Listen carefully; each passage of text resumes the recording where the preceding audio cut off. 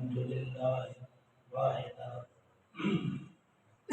والصلاة والسلام على من لا نبي بعدي وعلى آله وإترته وسلالته أما بعد أعوذ بالله من الشيطان الرجيم بسم الله الرحمن الرحيم قال في القرآن المجيد إن الله على كل شيء قدير صدق الله مولانا رسوله النبي الكريم الرؤوف الرحيم الصلاة والسلام عليك يا سيدي ويا سندي يا رسول الله وعلى آلك وصحبك يا حبيب الله الصلاة والسلام عليك يا سيدي ويا سندي يا رسول الله وعلى آلك وصحبك يا حبيب الله من محب خدایم و خدایان منست من محب خدایم و خدایان منست ہر سویش می جبیر کے در جان منست سلطان منم غرد گویم بشما سلطان کے کسی ہست کے در جان منست لا تعداد حمد و ثنا اس مالک کل کے نام وہ جو عرض و سما کا خالق ہے، یہ سب اسی کے کل کا نتیجہ ہے۔ مسلمانوں پر یہ فضل انسان کا ہے کہ اپنے ساتھ ساتھ اپنے محمد عربی کی بھی حمد و ثنا کرنے کی توفیق عطا فرمائے۔ درود ہو نبی مکرم، نبی محتشم، حضور سرور کائنات سید الانبیاء والمرسلین کی ذات پر، وہ محمد عربی، وہ تاجوں والا شہنشاہ، وہ عرب کی سلطنت کا مالک، وہ کائنات کا مالک، وہ عرب و عجم کے ہر ایمان والے کے دل کی دھڑکن، ہر عشق والے کا تاج، ہر عشق والے کا قبلہ، یعنی رب کو حاصل کرنا ہو تو مصطفیٰ کی گدائی ضروری ہے۔ رب نے مصطفیٰ کے قدموں میں سارے کا سارا دین ختم کر کے بتا دیا، اگر معرفت حاصل کرنی ہے تو مصطفیٰ کے قدموں میں آ جاؤ۔ درود ہو اہل بیت رسول پر، خدا راضی ہو اصحاب رسول سے کہ جنہوں نے خود کو ذات مصطفیٰ کا عکس بنا لیا۔ ایسے لگتا تھا کہ صدیق اکبر چل رہے ہیں، عکس مصطفیٰ کا نظر آ رہا ہے۔ فاروق اعظم چل رہے ہیں، جبلت مصطفیٰ نظر آ رہی ہے۔ عثمان غنی چل رہے ہیں، حیاء مصطفیٰ نظر آ رہی ہے۔ اور جناب مولا علی مشکل کشا شیر خدا چل رہے ہیں تو جمال مصطفیٰ نظر آ رہا ہے۔ جان لو اہل بیت اطہار و صحابہ کرام کی مصطفیٰ سے خدمت زمانے کو بتاتی ہے، جو ان کے خادم ہو جائیں زمانے میں عزت والے ہو جائیں۔ اور بہت ہی عظیم بات، یہ دین برس گرو پاک و ہند کی سرزمین پر اللہ اللہ کی یہ صدائیں، ہو کی یہ معرفتیں، دل کی یہ تمکنتیں، دل کی یہ بہاریں جو برس گیرو پاک و ہند میں پہنچی ہیں، یہ اولیاء امت کی یہ مرہون منت ہے۔ خدا ان کی قبروں پر کروڑوں رحمتیں نازل فرمائے۔ جناب من، عزت من، وقار انسانیت دیکھا جائے گا کہ کس میں ہے، منشور انسانیت دیکھی جائے گی کہ کیا ہے، جبلت انسانیت دیکھی جائے گی کہ کیا ہے۔ ہر انسان کو اسی منشا پر پیدا کیا گیا کہ مولانا روم یہاں بول تھے، زندگی آمد برائے بندگی، زندگی آمد برائے بندگی، زندگی بے بندگی شرمندگی۔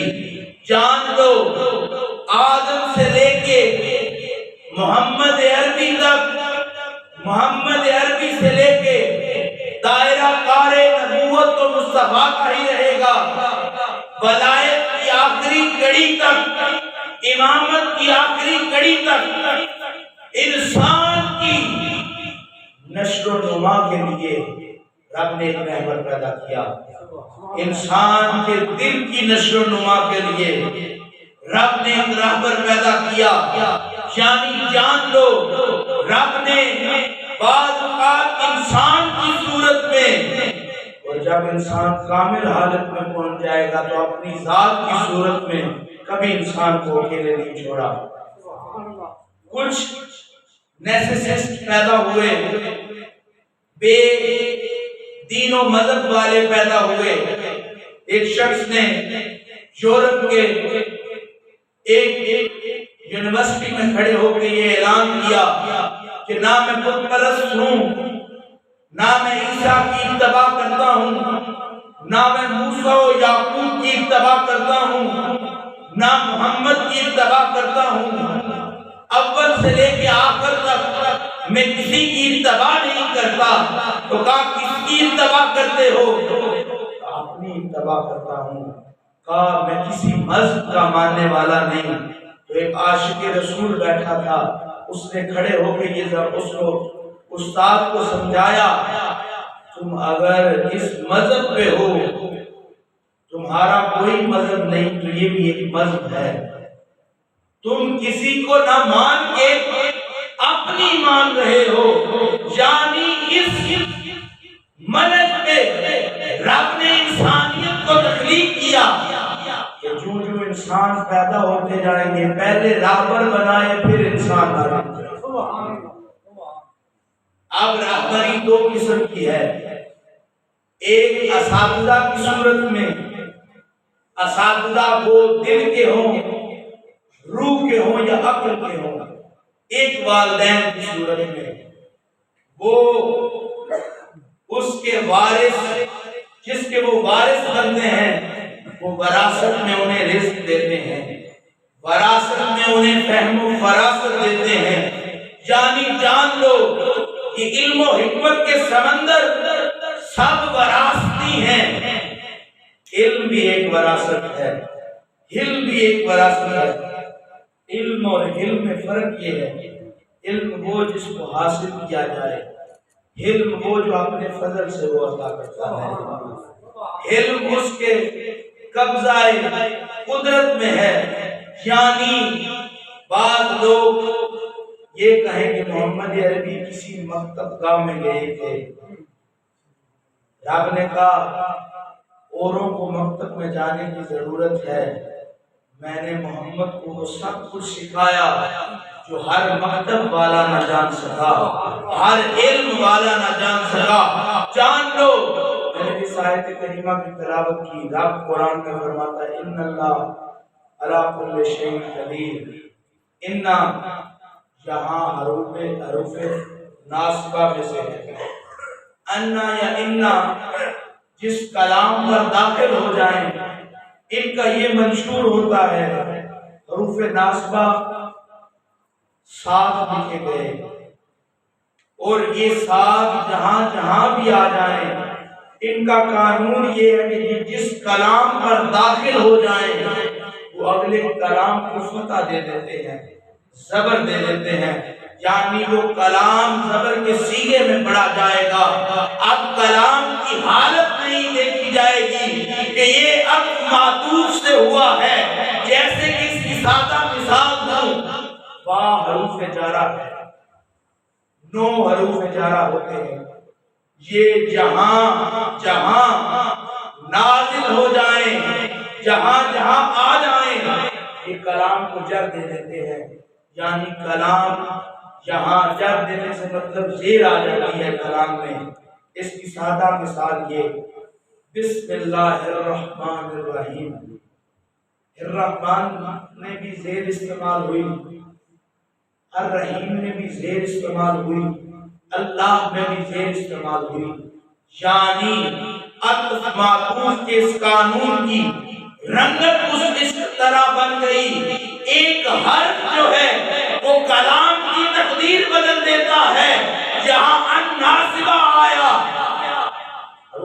محاسبہ کے بارے میں یہ تاریخ ہے، ایک شخص سورۃ توبہ کی کوئی آیت پڑھ رہا تھا تو جناب مولا علی مشکل کشا شیر خدا پڑھے گزرے تو وہ فتح کی جگہ زیر پڑھ رہا تھا، جس سے سارا کلام جو ہے وہ تبدیل ہو گیا۔ تو آپ نے اپنے شاگرد ابو اسود دولی کو بلایا کہ آؤ اور ڈھونڈو کہ کون سے قرآن میں ایسے الفاظ ہیں جو آ جائیں، حروف ہیں جو آ جائیں تو اگلے کو فتح دے دیتے ہیں، زبر دے دیتے ہیں۔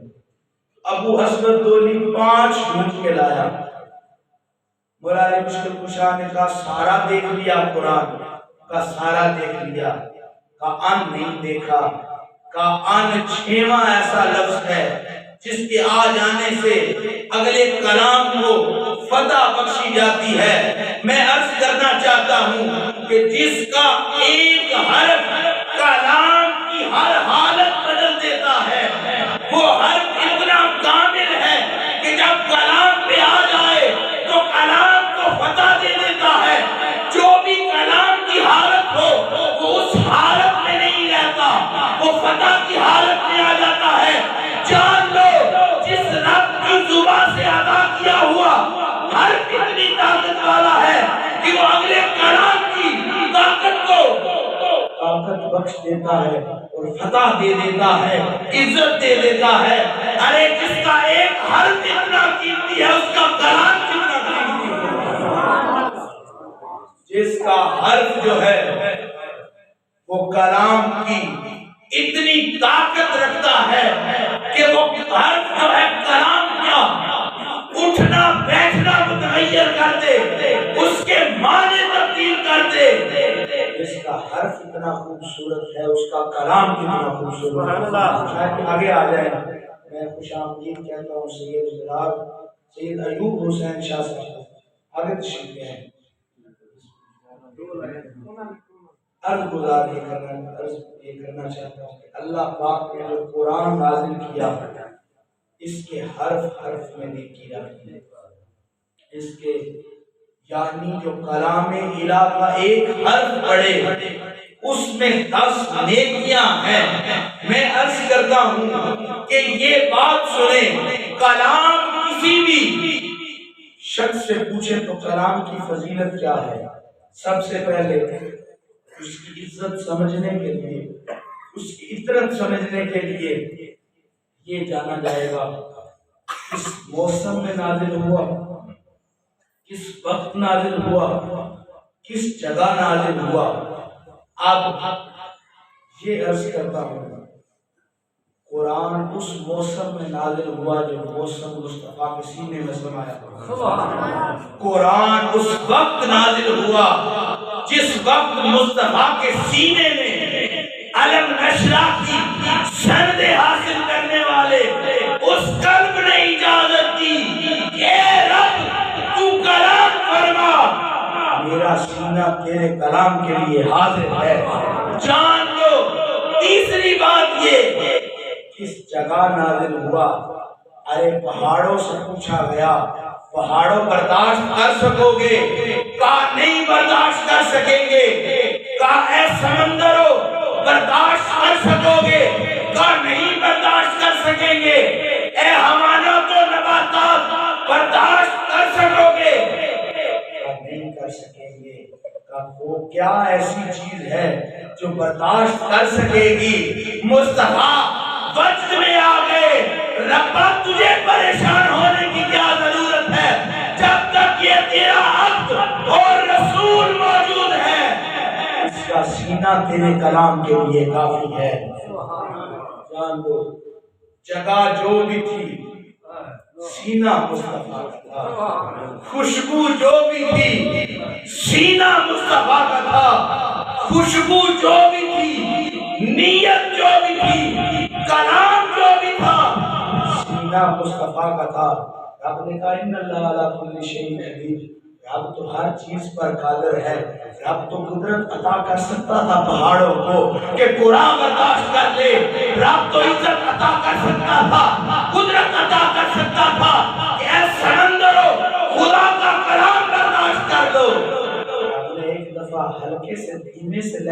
پوچھا برداشت کر لو گے؟ ارے اس کے کن میں سارے فیصلے ہیں، اگر وہ کن کر کے ساروں کو تکلیف کر سکتا ہے، اللہ ضائع نہ کرے۔ اللہ انگریزی میں اس کا ترجمہ یہ ہے، Allah has power over all things, اللہ ہر چیز پر قادر ہے۔ میں عرض کرتا ہوں جو بجلی کی رمزیں سمجھتا ہو وہ یہ جان سکتا ہے کہ اس کو اتنے یونٹ کا وولٹ دینا ہے، یہ اتنے یونٹ کا وولٹ جب دیا جائے گا تو یہ بلب خراب نہیں ہوگا، یہ چلے گا، یہ نور دے گا۔ رب نے اگر قرآن پہاڑوں پہ نازل کرنا ہوتا تو پہاڑوں کو یہ قدرت بخشتا۔ قرآن اپنے اندر سما سکتے، رب ہواؤں کو یہ قدرت بخشتا کہ ہوائیں اپنے اندر قرآن سما سکے۔ رب نے یہ نہ چاہا کوئی اور قرآن کا وارث بنے، رب نے سینہ اطہر مصطفیٰ کو اس قدرت عطا فرمائی۔ رب ہر چیز پر قادر ہے، اس کے ہاتھ میں ہر طاقت ہے۔ جس کے ہاتھ میں ساری طاقت ہو ضلع کی، ضلع کو اپنے حساب سے رد و بدل کر سکتا ہے۔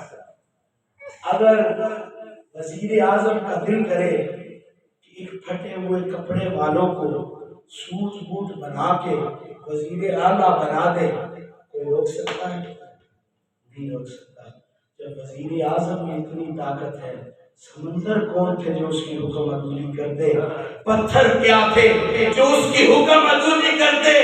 رب نے کہا یہ میرا کلام ہے، یہ کہیں اور نہیں سکتا، یہ مصطفیٰ کے سامنے بس سکتا ہے۔ رب نے یہ گوارا ہی نہ کیا۔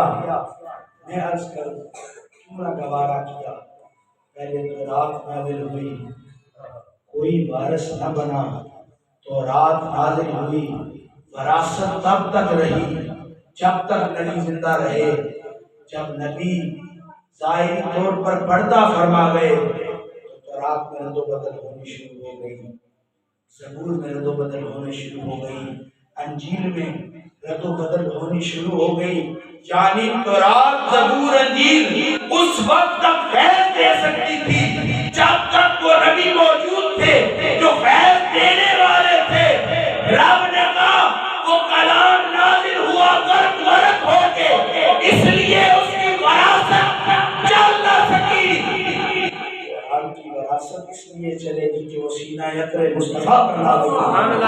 وراثت قرآن یہ ہے، اس کا معجزہ قیامت تک جاری رہے گا۔ قرآن کس چیز کا مرکز ہے؟ میں اپنی بات کو آگے بڑھاؤں، میرا موضوع وسیع ہے۔ ان اللہ علی کل شیء قدیر، ایک بات تو آپ کو سمجھ آ گئی کہ اللہ ہر چیز پر قادر ہے۔ قدرت رکھتے ہوئے اللہ نے کسی اور کے بارے میں گوارا ہی نہ کیا۔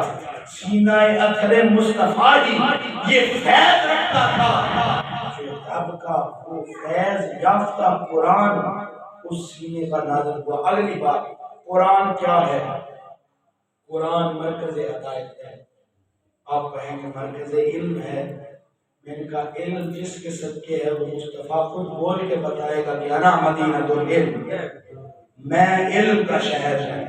قرآن کے بارے میں قرآن کے بارے میں جو بھی آپ ادب رکھتے ہیں، جو بھی آپ عقیدہ رکھتے ہیں، اس وجہ سے رکھتے ہیں یا مصطفیٰ کریم نے بتایا یا قرآن نے خود بتایا۔ اب مصطفیٰ کریم کا خدا کیا کہہ رہا ہے؟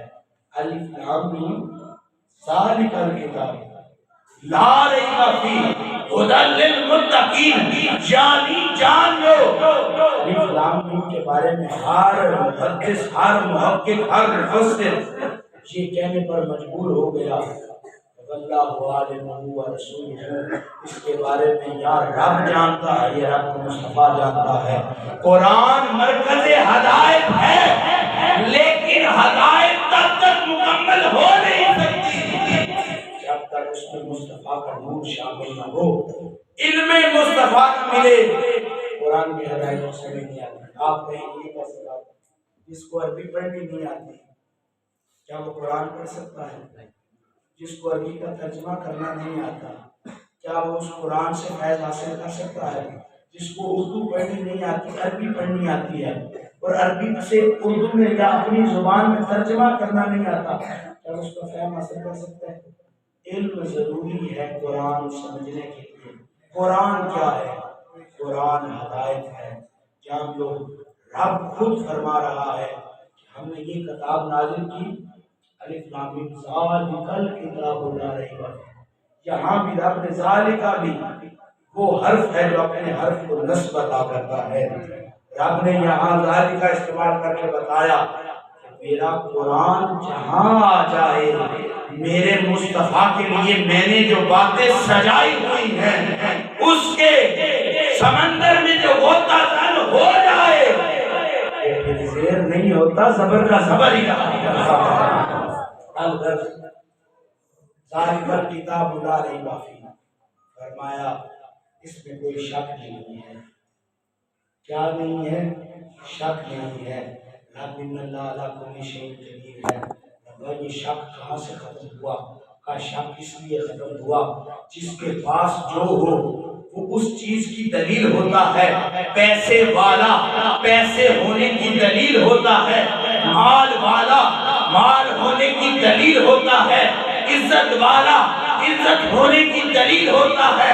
ہر چیز ہر شخص اپنی ذات میں ایک شخص کی دلیل اور ایک چیز کی دلیل ہوتا ہے۔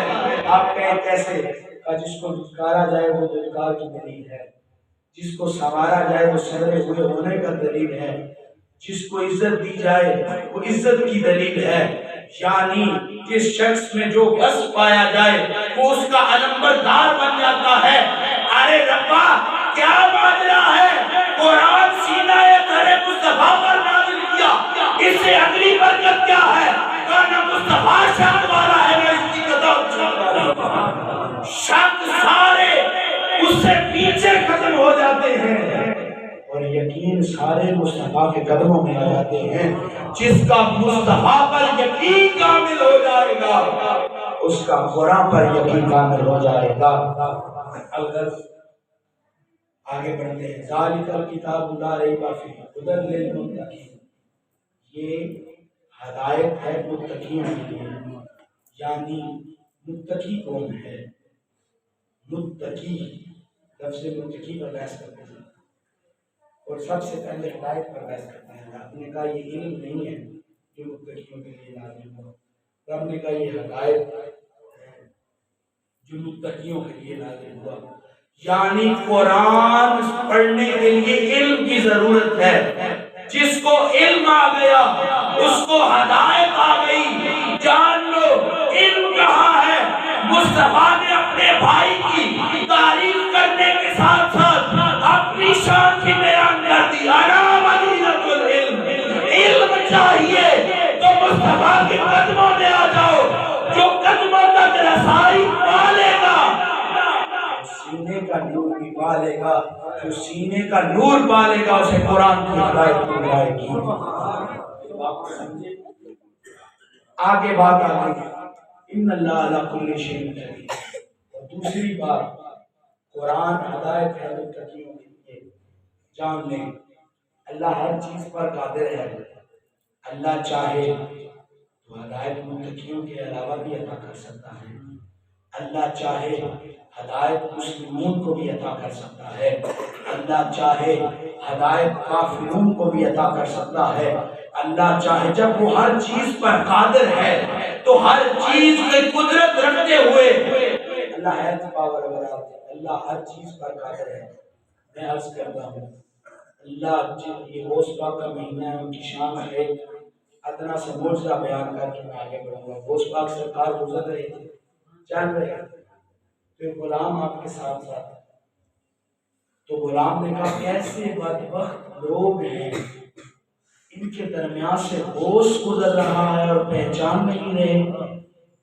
یہ سید ہیں، ان کی عزت کریں، ان کی توقیر کریں، ان کے گھٹنوں کو ہاتھ لگایا کریں، ان کی تعظیم سے رب تمہارے دل بہتر کر دے گا۔ جان لیں میں اپنے موضوع کو سمیٹنے کی طرف دے دیا ہوں۔ عرض کرنا چاہتا ہوں کہ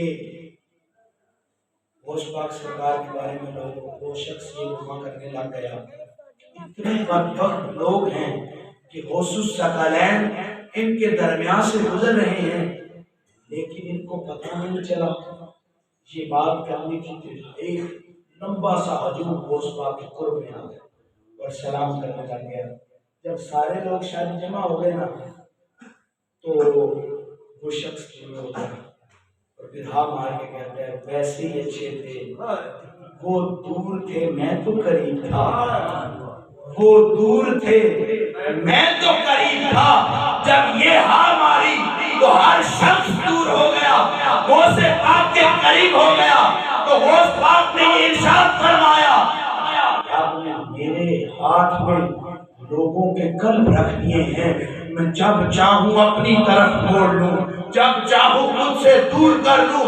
جان لو جس غوث کے ہاتھ میں یہ طاقت ہے کہ جس کو اپنی طرف قریب کرنا چاہے قریب کر سکتا ہے، دور کرنا چاہے دور کر سکتا ہے۔ اللہ علی کل شیء قدیر ہے، وہ کیوں نہیں کسی کے دل پر مہربانیاں کر سکتا؟ لیکن آپ کہتے ہیں ہدایت تو متقیوں کے لیے ہے۔ اب متقی کون ہے؟ متقی لفظ اتقا سے نکلا ہے، اتقا لفظ اتباع سے نکلا ہے۔ اتباع کس چیز کی؟ اب قرآن کھولتے جاؤ، ڈھونڈتے جاؤ اتباع کیا ہے؟ کا اتباع اطاعت ہے، کا اطاعت کیا ہے؟ اطاعت سیکھنے کے لیے کیا سیکھنا پڑے گا؟ وَأَطِیعُوا اللَّهَ وَأَطِیعُوا الرَّسُولَ، جس کو رسول کی اطاعت نہ آئے وہ متقی ہو نہیں سکتا۔ جان لو قرآن ہدایت ہے، اللہ ہر چیز پر قادر ہے۔ اللہ چاہتا ہے جو مصطفیٰ کے قدموں میں نہیں آتا اس رب بھی اس کو ہدایت عطا نہیں کرتا۔ ہدایت اس کا محور و مرکز ہے جو مصطفیٰ سے نور لینے آئے، جو مصطفیٰ کے جوڑے سیدھے کرنے آئے۔ ارے مصطفیٰ تو وہ آنکھ دیکھے تو آنکھ کمال، زلف دیکھے تو زلف کمال۔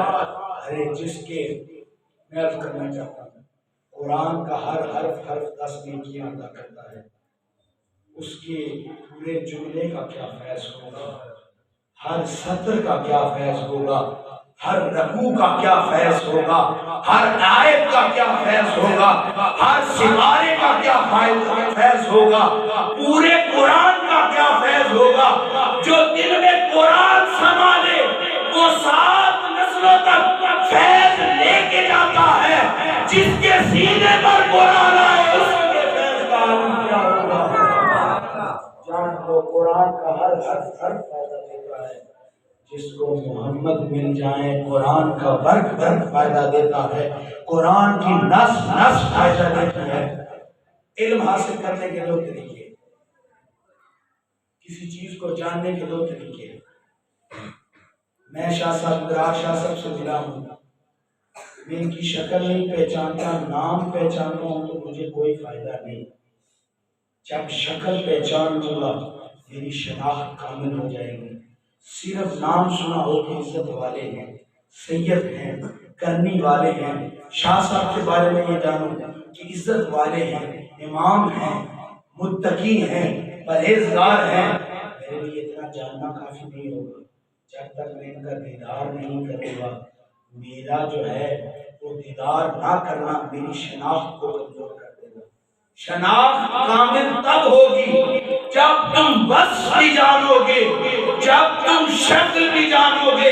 ارے قرآن کی شکل تو جان لو، قرآن کا حرف تو جان لو، یہ نہ جانو گے جس کے سینے پر اترا ہے اس کے فیض کا عالم کیا ہے۔ قرآن فائدہ نہیں دے سکتی، تمہاری شناخت قرآن کے معاملے میں، تمہاری ہدایت اسلام کے معاملے میں، تمہارا عشق خدا کے معاملے میں تب تک کامل نہیں ہو سکتا جب مصطفیٰ کی شناخت نہ کر لوں۔ سبحان اللہ۔ یہ دنیا مصطفیٰ کے خدا نے فرمایا کہ جب کوئی شخص قرضہ لیتا ہے تو میں اس کے ساتھ ہو جاتا ہوں، جب تک وہ قرضہ پورا نہیں کر لیتا میں رب اس کی معیت میں رہتا ہوں، اس کے مددگار بن جاتا ہوں۔ جان لو یہ چند قرضے والا جس پر تھوڑا سا قرضہ ہو اس کے ساتھ رابط آ جاتا ہے، اور یہ کائنات تو محمد عربی کی مقروض ہے، اس کی ذاتوں کا عالم کیا ہوگا جس کے برق برق میں انگ انگ میں لو لو میں خدا سمایا ہوا ہو، مصطفیٰ ادا دکھائیں، رب کی ادائیں نظر آئیں، مصطفیٰ کے بس ہے، سیرت خدا کی ہے، مصطفیٰ کی سیرت ہے، جمال خدا کا ہے، مصطفیٰ کی صورت ہے، عکس خدا کا ہے۔ آپ کہیں شاہ صاحب آپ عقیدے میں آگے بڑھ گئے، عشق میں آگے بڑھ گئے، آپ نے یہ بات کیسے کر دی؟ میں نے کہا میں نے وہ بات کبھی نہیں کی، میں نے علم برق برق کھول کے نہیں پڑھا، میں نے علم گھول گھول کے پڑھا ہے تاکہ اس کی اصل تک پہنچ جاؤں۔ اسلام کی اصل ہے محمد، اسلام کا قانون جو نافذ ہوا ہے اس کی اصل ہے محمد۔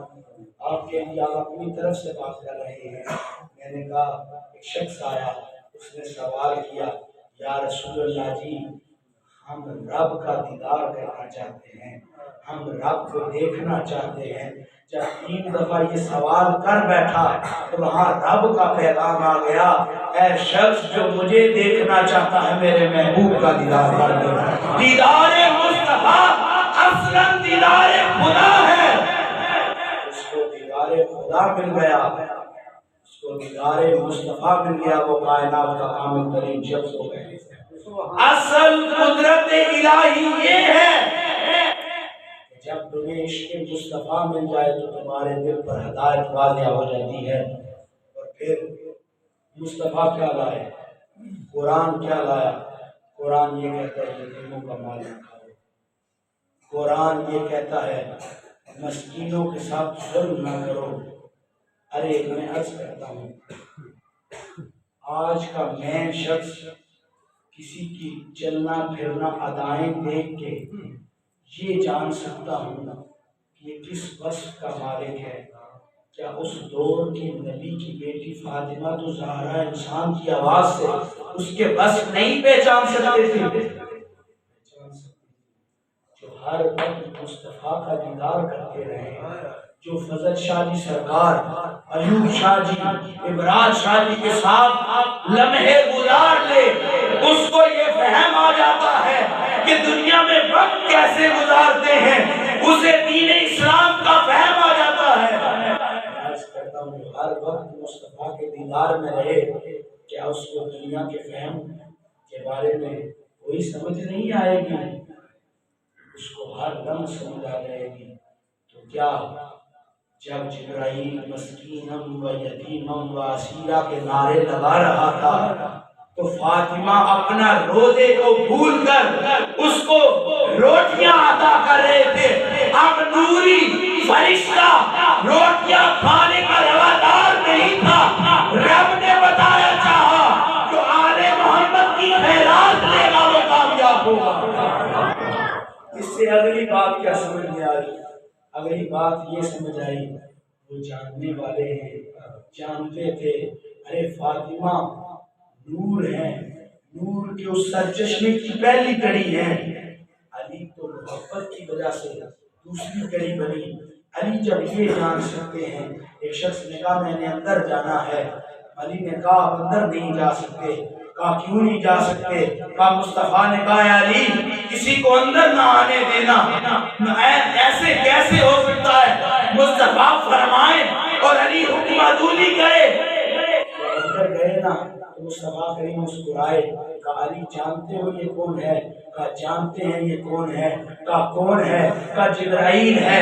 کہا پھر کیوں نہیں آنے دیا؟ کہا ایویں ہی متھا مار بیٹھا تھا کہ اندر جانے چاہتا ہوں، ارے جبرائیل تو کجا کوئی نہیں کہے اندر جانا چاہتا ہوں، حکم مصطفیٰ کا اور علی نہ مانے یہ کیسے ہو سکتا ہے؟ جب علی وصف جبرائیل جان سکتا ہے، فاطمہ آواز جبرائیل نہیں پہچان سکتی، بدر چہولہ پہچان سکتی۔ جب انہیں پہچان کیا گیا کہ آواز جبرائیل کی ہے، پھر کیوں عطا کیا؟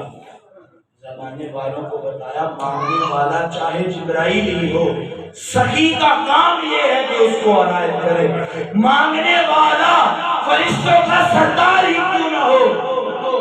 اما السائل فلا تنہر، اے محبوبہ تو یہ نہ دیکھ کہ وہ کس بس کا مالک ہے، وہ مانگتا جائے تو عطا کرتا ہے، محمد عربی کا نوکر ہو جائے، محمد عربی کا خدمت گزار ہو جائے، کسی کے بس نہ دیکھے، یہ دیکھے کہ مصطفیٰ کریم کا امتی مانگ رہا ہے۔ مصطفیٰ کریم وہ تھے کہ جنہوں نے زمانے والوں کو سکھایا ہے لوگوں جان لو رب کے علاوہ کسی سے نہ مانگو، لیکن رب نے سکھایا اور کسی سے مانگو نہ مانگو، مانگنا ہے تو مصطفیٰ سے مانگو، جو مصطفیٰ سے مانگ لے گا، مصطفیٰ کریم اور آل مصطفیٰ، اصحاب مصطفیٰ، صدیق اکبر سے لے کے علی المرتضیٰ تک، علی المرتضیٰ سے لے کے سلیمان فارسی تک، سلیمان فارسی سے لے کے بلال تک، ہر صحابی رسول اس چیز کا پرچار کر رہا ہے جو محمد عربی سے جڑ جائیں وہ غریب کو چنگیاں نہیں دیتے، وہ مسکین کے ساتھ دھوکہ نہیں کرتے، وہ کسی کے ساتھ جناب ظلم نہیں کرتے۔ محمد عربی کا نوکر وہ ہے، اللہ ہر چیز پر قادر ہے، یہ نہ ہو تو غریب پر ظلم کرے اور وہ اپنی قدرت سے تیرے ظلم کا بدلہ اس جہاں میں تم سے لے لے۔